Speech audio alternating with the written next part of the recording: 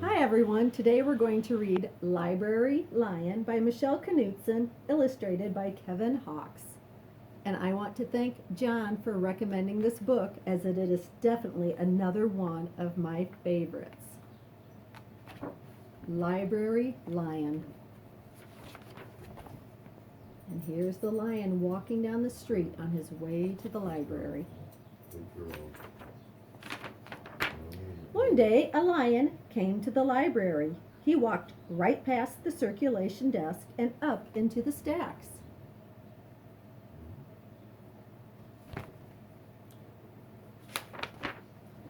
Mr. McBee ran down the hall to the head librarian's office. "Miss Merriweather," he called. "No running," said Miss Merriweather without looking up. "But there's a lion," said Mr. McBee, "in the library." "Is he breaking any rules?" asked Miss Merriweather. She was very particular about rule breaking. "Well, no," said Mr. McBee, "not really." "Then leave him be."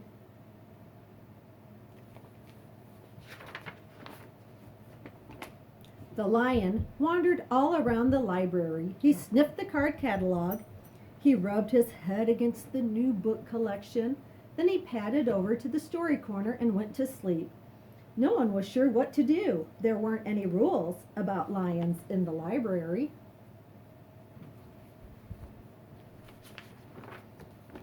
Soon it was time for story hour. There weren't any rules about lions at story hour either. The story lady seemed a little nervous, but she read out the first book's title in a clear, good voice. The lion looked up. The story lady kept reading. The lion stayed for the next story and the story after that. He waited for another story, but the children began to walk away. "Story hour is over," a little girl told him. "It's time to go." The lion looked at the children. He looked at the story lady. He looked at the closed books. Then he roared very loud. "Roar!" Miss Merriweather came striding out of her office. "Who is making that noise?" she demanded. "It's the lion," said Mr. McBee. Miss Merriweather marched over to the lion. "If you cannot be quiet, you will have to leave," she said in a stern voice. "Those are the rules." The lion kept roaring. He sounded sad. The little girl tugged on Miss Merriweather's dress. "If he promises to be quiet, can he come back for story hour tomorrow?" she asked. The lion stopped roaring. He looked at Miss Merriweather. Miss Merriweather looked back. Then she said, "Yes, a nice quiet lion would certainly be allowed to come back for story hour tomorrow." "Hooray!" said the children.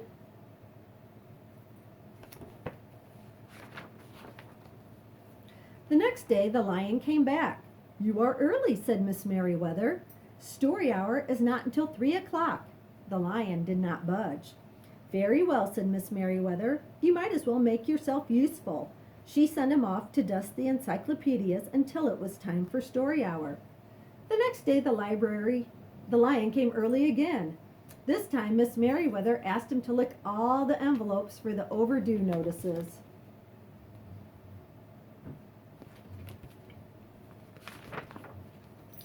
Soon the lion began doing things without being asked. He dusted the encyclopedias. He licked the envelopes. He let small children stand on his back to reach books on the highest shelves. Then he curled up in the story corner to wait for story hour to begin.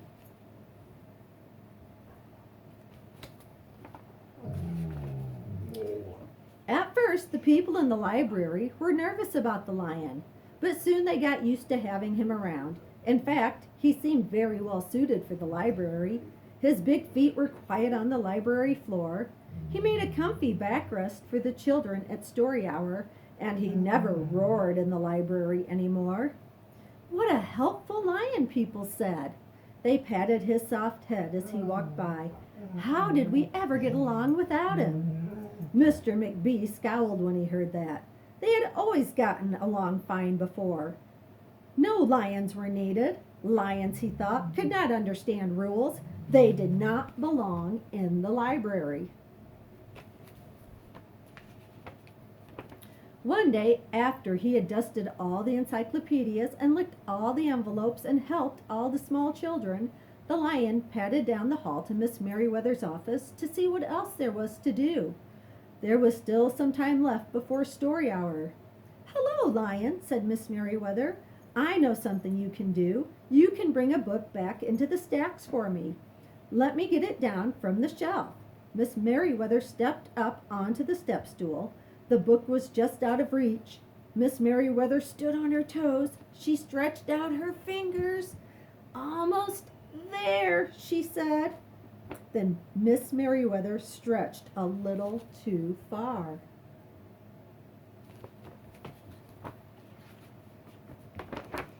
"Ouch," said Miss Merriweather softly. She did not get up. "Mr. McBee," she called after a minute. "Mr. McBee." But Mr. McBee was at the circulation desk. He could not hear her calling. "Lion," said Miss Merriweather, "please go and get Mr. McBee." The lion ran down the hall. "No running," Miss Merriweather called after him.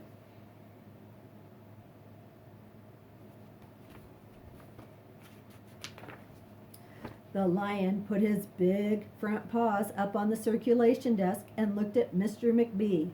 "Go away, Lion," said Mr. McBee. "I'm busy." The lion whined, and he pointed his nose down the hall toward Miss Merriweather's office. Mr. McBee ignored him. Finally, the lion did the only thing he could think of to do. He looked Mr. McBee right in the eye. Then he opened his mouth very wide, and he roared the loudest roar he had ever roared in his life. Roar!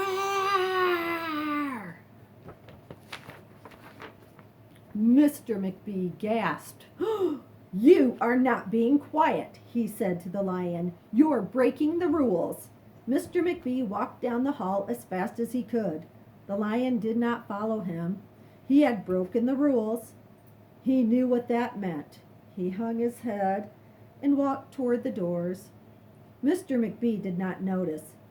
"Miss Merriweather," he called as he walked. "Miss Merriweather, the lion broke the rules. The lion broke the rules."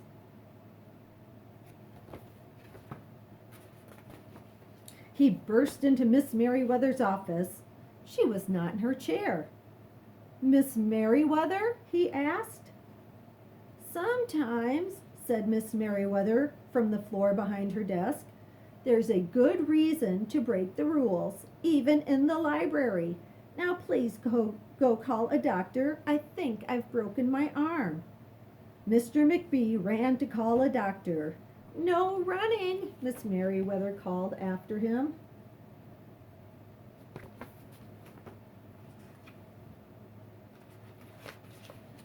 The next day, things were back to normal, almost. Miss Merriweather's left arm was in a cast. The doctor had told her not to work too hard. "I will have my lion to help me," Miss Merriweather thought. But the lion did not come to the library that morning. At 3 o'clock, Miss Merriweather walked over to the story corner. The story lady was just beginning a story for the children. The lion was not there.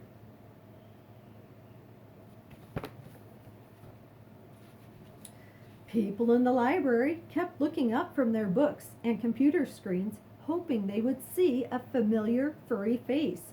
But the library did not come that day. The lion did not come that day. The lion did not come the next day either, or the day after that.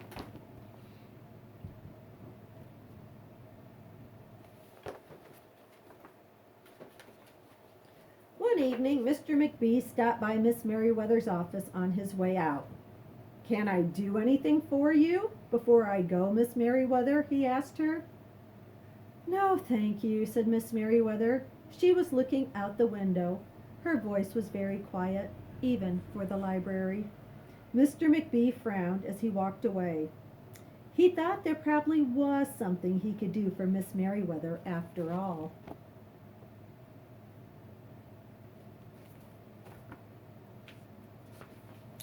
Mr. McBee left the library, but he did not go home. He walked around the neighborhood. He looked under cars. He looked behind bushes. He looked in backyards and trash cans and tree houses.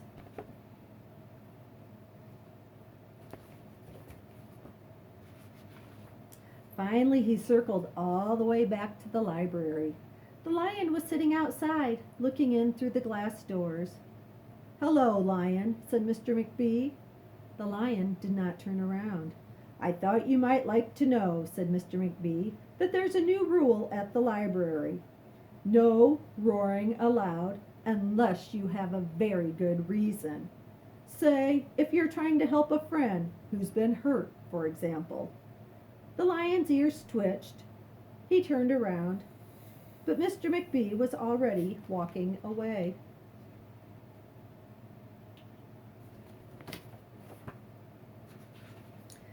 The next day, Mr. McBee walked down the hall to Miss Merriweather's office. "What is it, Mr. McBee?" Miss Merriweather asked in her new, sad, quiet voice.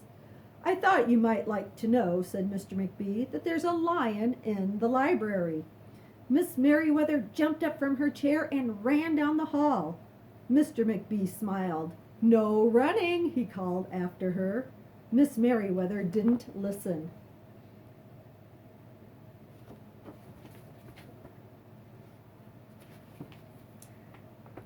Sometimes there was a good reason to break the rules, even in the library.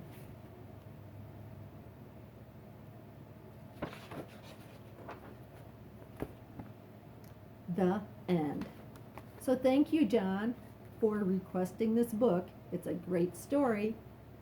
I'll be reading again later. Goodbye.